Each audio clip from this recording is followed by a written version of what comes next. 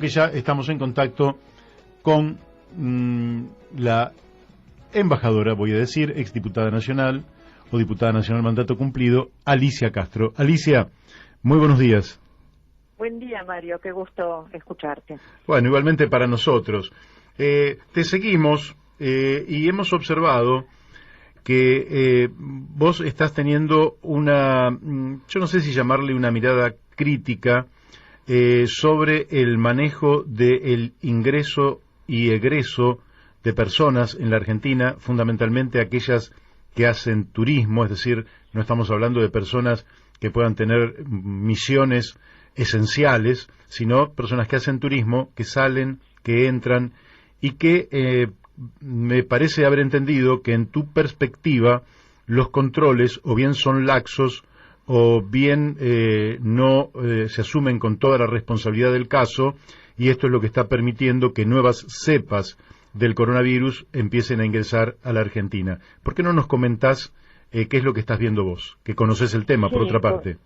Con mucho gusto, Mario. Mira, el 15 de marzo de este año, un connotado grupo de científicos difundió una carta al gobierno nacional, científicos del campo nacional y popular como Kornblit, Aliaga, Resnick, Quiroga, Feierstein, solicitando un cierre de fronteras temporario ante el aumento de casos en nuestro país, en Chile, en Uruguay, en Paraguay, en Brasil, particularmente el surgimiento de nuevas variantes. En ese momento alertábamos sobre la cepa Manaos.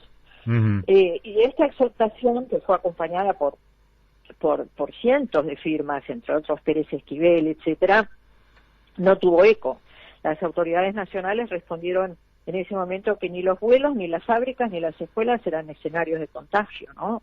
Insólitamente, porque además teníamos el diario del lunes, veíamos lo que estaba sucediendo en Brasil, y sin embargo siguieron volando 2.000 pasajeros por día de promedio, con vuelos a Brasil, a distintas partes de Brasil, a Río de Janeiro, a San Pablo, vuelos a Asia, África y Europa, como si nada estuviera pasando en el mundo, y como si no fuera una obviedad que desde el primero hasta el último primer caso de alguna variante entraron desde los países que están en riesgo de coronavirus, ¿no? Claro. Luego hicimos nuevamente una exhortación ante la variante Delta. La variante Delta está siendo prevalente en muchos países de Europa. Es mucho más transmisible. Los científicos y los expertos reportan que no es como otras variantes que hace falta estar compartiendo el mismo espacio, lo que se llaman aerosoles, porque se sabe que se contagia por aire. Hablando, por ejemplo, con una persona en un lugar cerrado durante 15 minutos. Hasta que una persona que esté contagiada con Delta pase a tu lado a 10 o 50 centímetros para que quedes contagiado. Y además es una variante que ha demostrado ser resistente a vacunas. Ya hay personas que tienen, en el Reino Unido, que tienen las 2 dosis de vacunas y se han contagiado y hasta se han muerto. Entonces, era muy importante que el gobierno evitara el ingreso de esta variante. Ya hay 15 casos de variante Delta en la Argentina, porque no se toman medidas drásticas y oportunas. Y además, se ha detectado también, Migraciones ha detectado que se incumple la cuarentena domiciliaria. Es obvio que se incumple. Lo denunció el viceministro de Salud de la provincia de Buenos Aires, Kreplak, hace ya meses, creo. Hacen estos operativos, llegan a la casa. O sea, por eso nosotros estamos pidiendo desde hace mucho tiempo que el aislamiento de los viajes, ya que el gobierno no quiere cerrar fronteras como han hecho otros países como Australia, Nueva Zelanda, China, etcétera, que han tenido éxito en una estrategia de eliminación del coronavirus. Nueva Zelanda, por ejemplo, tiene 23 muertos, claro, pero ha cerrado sus fronteras como una lata de sardinas, y solamente puede entrar gente de otras zonas verdes. Están esperando que Australia elimine el coronavirus para poder intercambiar vuelos con Australia. Digamos, esos son países que han tomado el ejemplo de China porque existe una estrategia de eliminación. Por eso yo soy no crítica, muy crítica de la estrategia del gobierno, de la falta de estrategia del gobierno, porque está muy claro que en los contagios, en la cantidad de muertos, tiene más que ver las decisiones políticas o las indecisiones políticas, como es el caso de Argentina, que el comportamiento del virus, ¿no? Uh-huh. Hay un estudio que yo recomiendo, que tengo siempre presente en mi cuenta de Twitter, que es @AliciaCastroAR con mayúscula la A y la R, un estudio publicado por The Lancet, por un equipo multidisciplinario importante, sociólogos, médicos, historiadores, etcétera, porque no basta con médicos para entender la pandemia. Claro. Por ejemplo, hace falta un historiador, Mario, que te pueda iluminar sobre que ninguna pandemia en la historia de la humanidad se resolvió solo con vacunas. Hacen falta sociólogos para que te expliquen y te demuestren que la población está más contenta cuando se toman medidas drásticas, oportunas y eficientes, que con las largas cuarentenas que se toman a último momento, cuando ya está diseminado el virus en forma incontrolable, como pasa en la Argentina. Y más aún han demostrado, que eso es muy importante, porque hay una falsa dicotomía entre salud versus economía, ¿no? Cuando se dice, hasta el propio ministro Guzmán dice, ha dicho la Argentina no puede permitirse un cierre o un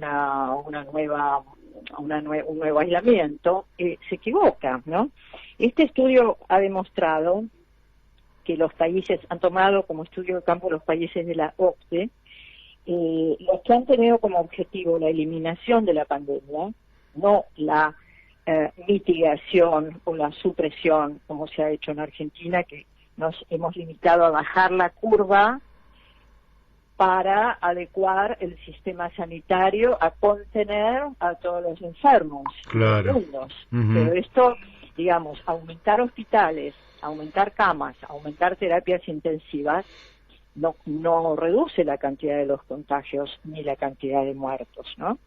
Entonces, lo que se demuestra es, lo que queda demostrado, pero palmariamente, esto lo puede ver cualquiera, los países de la OCDE que optaron por la eliminación, como Australia, Islandia, Japón, Nueva Zelanda y Corea del Sur, no solo han tenido 25 veces menos muertos que los otros países de la OCDE que optaron por medidas de mitigación, sino que han logrado mejores resultados en términos económicos, y el crecimiento del Producto Interno Bruto retornó a niveles pre-pandemia en los 5 países analizados que optaron por la eliminación, mientras que el crecimiento se mantuvo negativo en los otros 32 países de la OCDE.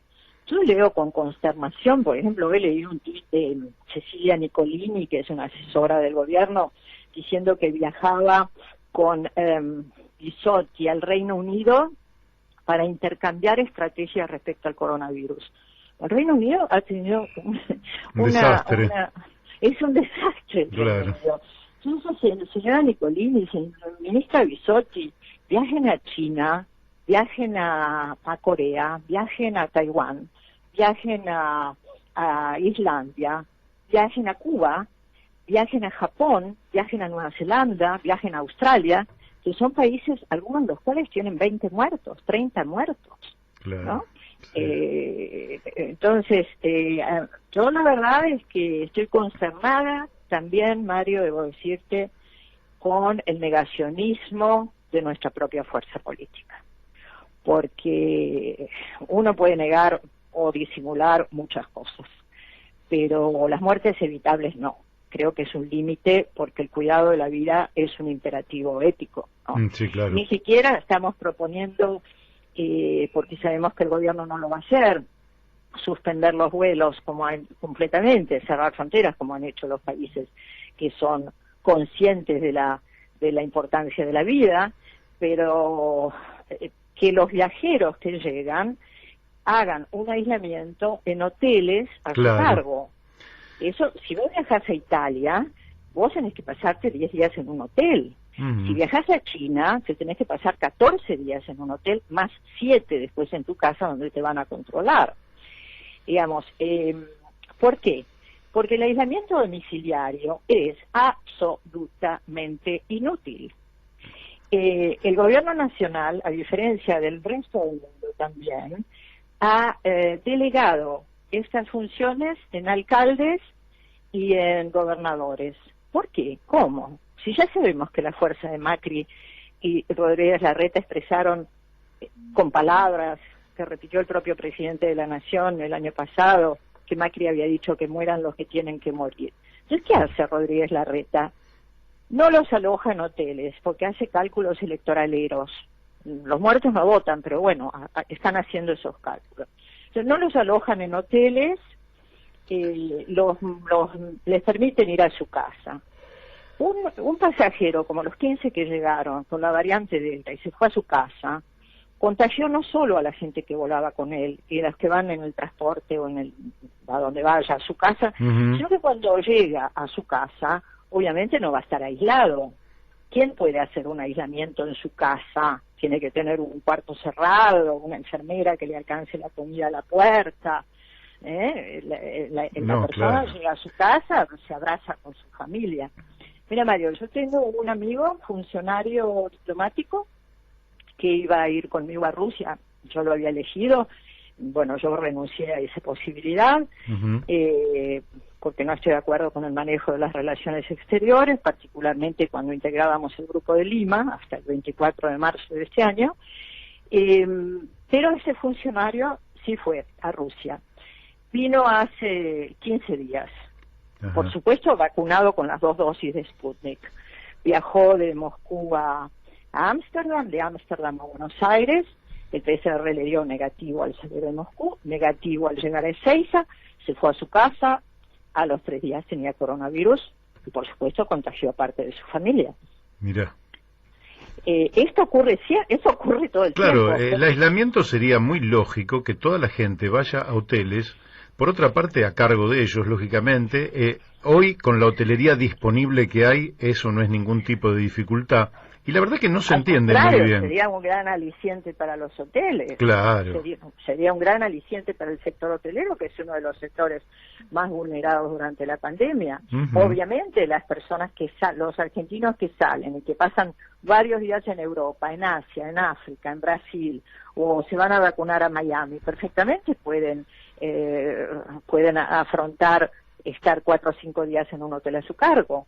Lo que no se puede afrontar es más de 100.000 muertos. Eso sí que no se puede, eso sí que la Argentina no puede afrontar, porque cuidar la vida es un imperativo ético. Bueno, pero ya estamos en los 100.000 muertos. Estamos en 99.000 y pico. Tremendo. Y bueno, mañana serán 100.000. Y además, te digo, a mí me molesta mucho el negacionismo de nuestra fuerza política, ¿no? Mucho el negacionismo de nuestra fuerza política. ¿Cuál es el límite? ¿Cuál es el límite? Porque te puede o no gustar cómo el gobierno negocia con el Fondo Monetario Internacional.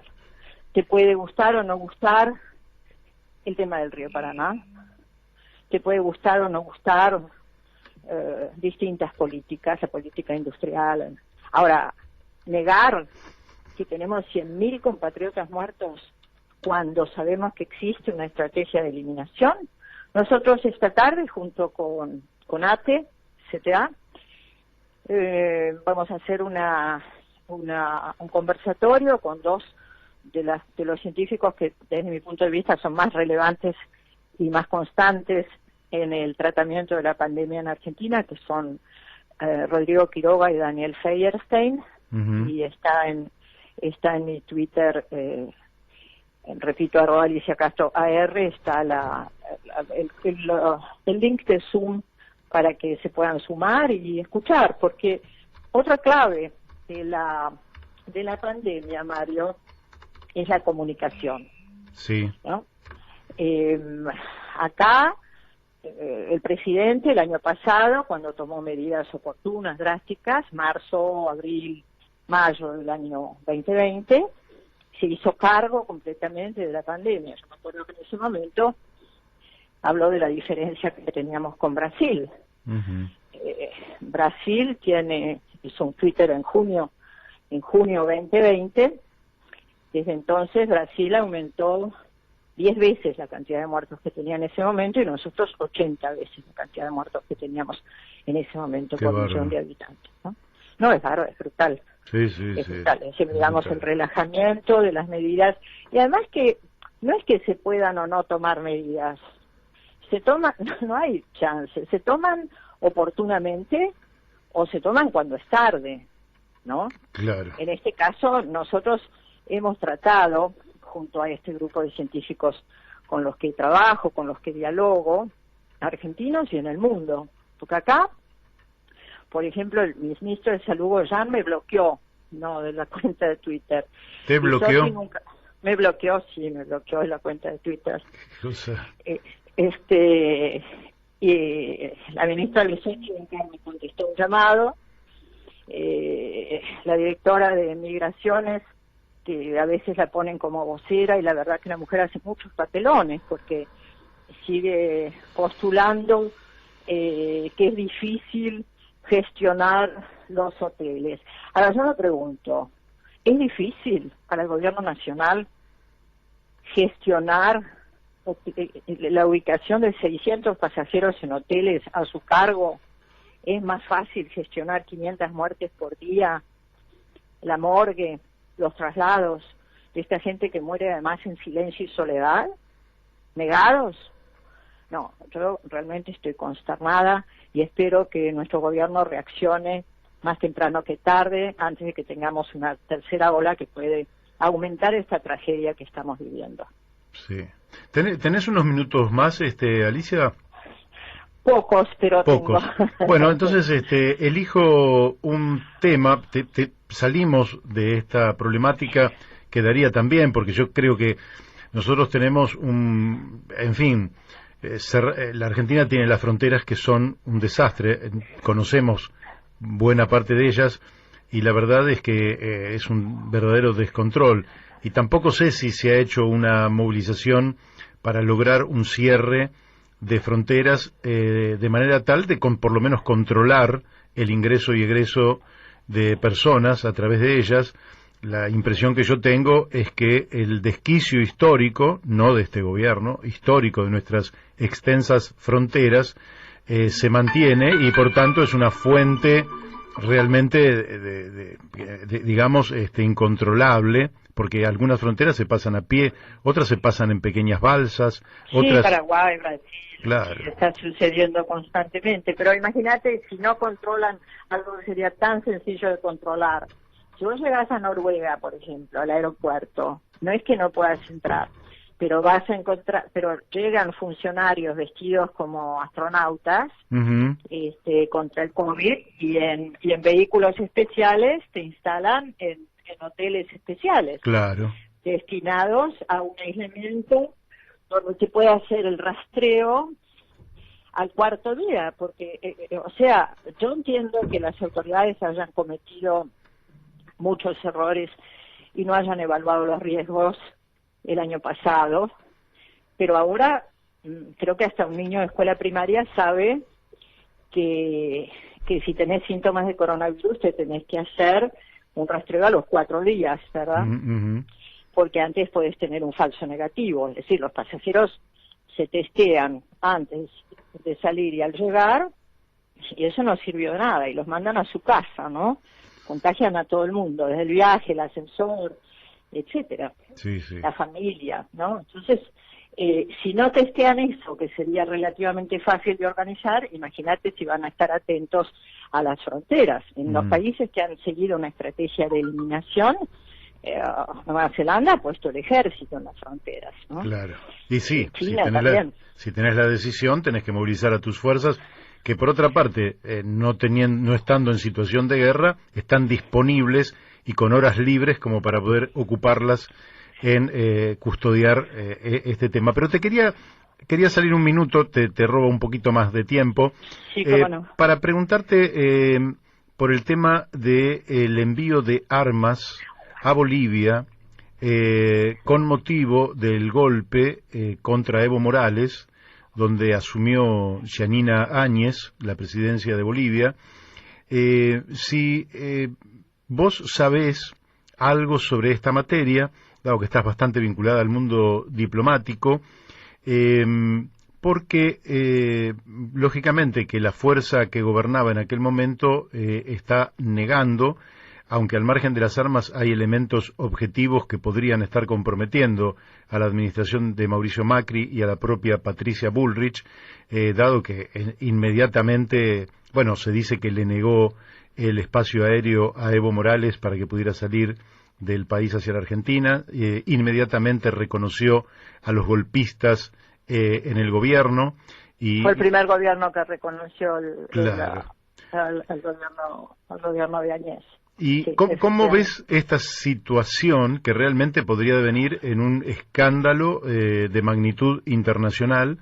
Porque ahí estarían comprometidos una serie de delitos por parte justamente de Mauricio Macri, Patricia Bullrich y algún otro funcionario que haya estado vinculado a esta materia.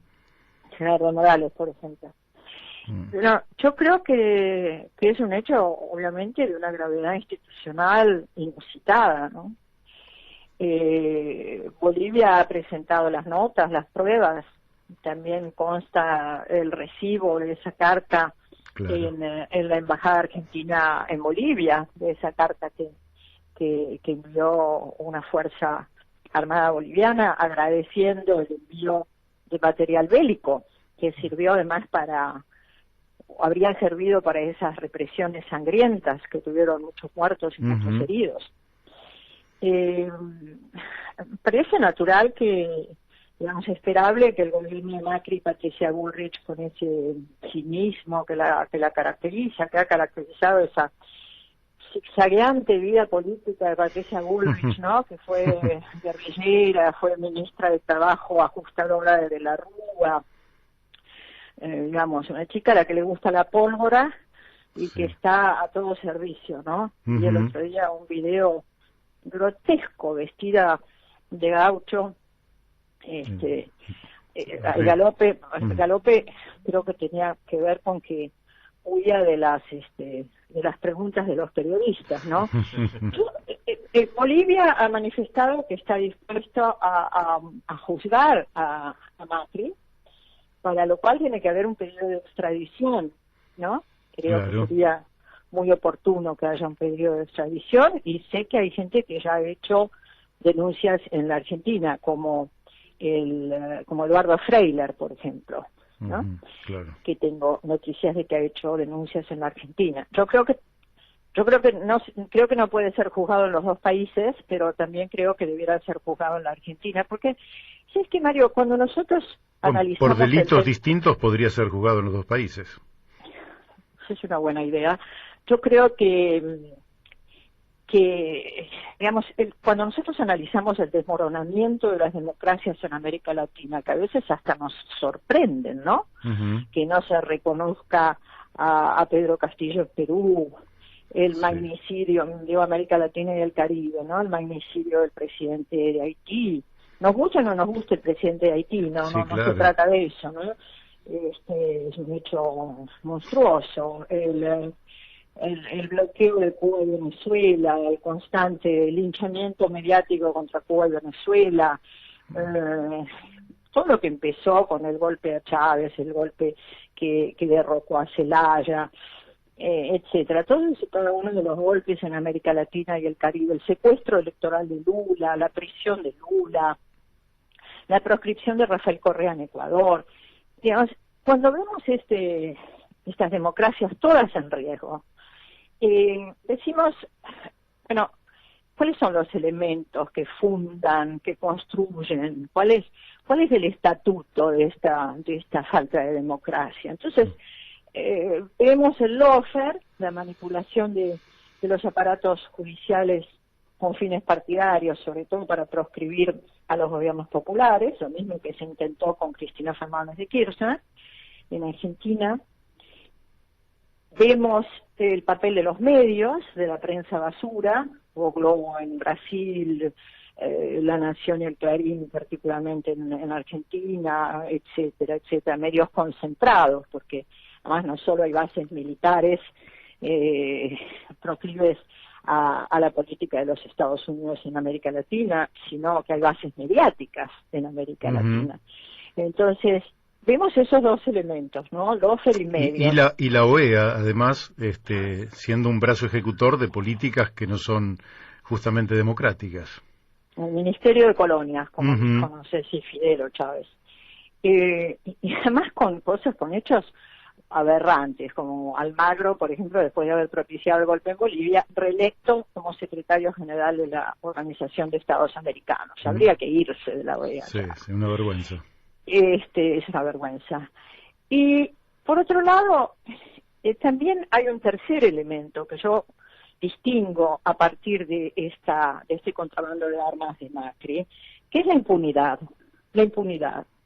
Porque nosotros tuvimos un presidente, Mauricio Macri, que ya venía de un sector vinculado con la dictadura cívico-militar, porque su empresa, la empresa de su familia, entre tantas otras, fue beneficiada por la dictadura con la estatización de su deuda privada, ¿no? De la deuda de Stockman la pagamos todos. Hasta los que duermen en la calle en la Argentina, ¿no? Vienen de ese lugar, vienen de ese sector, vienen de esas prácticas, ¿no? De impunidad, de gobiernos para pocos, de políticas para pocos. Y luego fue uno de los 5 mandatarios que se descubrió que tenían sus fondos en cuevas fiscales, pero el único que siguió gobernando, Mauricio Macri. Deudor del Estado Nacional, ¿no? Deudor del Estado Nacional con el canon impago de correo. Contrabandista, como bien señaló Rossi, en una sesión inolvidable, ¿no? Rossi gritando contrabandista. Armadores de causas. Todo eso es Mauricio Macri, pero si además son contrabandistas de armas, digamos, y no pasa nada en la Argentina, y no se modifica la justicia, y no hay un clamor social para que esto se termine de una vez, como dijo Alberto Fernández en la Cámara de Diputados, que ilusionó a muchos, entre otros a mí, cuando dijo se va a acabar nunca más los sótanos de la democracia. Pero resulta que encontramos estas cosas y sigue habiendo impunidad. Y sigue habiendo impunidad, ¿no? Y esto sigue siendo un fiscal de la nación, etcétera, etcétera, etcétera. Entonces me parece que el tercer elemento que construye o que justifica, que le da andamiaje al desmoronamiento de las democracias en América Latina, es esta impunidad que se tiene que terminar, ¿no? Sí, estoy totalmente de acuerdo. Bueno, sé que te saqué muchos minutos y bueno, la vamos a seguir otro día si a vos te parece. Sí, Mario, cuando quieras, me encanta, y que hablemos de nuestra internacional progresista también. Bárbaro. Y por favor, súmense hoy al Zoom de CTA, donde vamos a hablar de pandemia. Bárbaro, lo vamos a buscar en tu Twitter y vamos a estar allí. Muchas gracias, un abrazo. Un abrazo.